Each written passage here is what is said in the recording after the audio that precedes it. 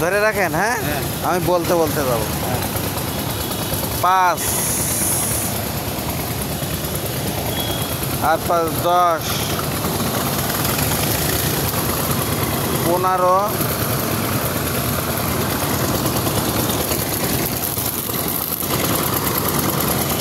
25,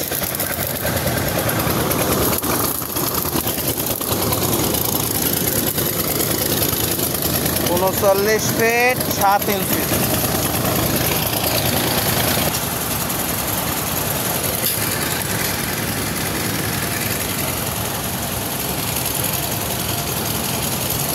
উনচল্লিশ ফিট 7 ইঞ্চি আর আছে 10 fit 49 fit 7 ইঞ্চি আর আছে এখানে এসে আছে 20 ফিট।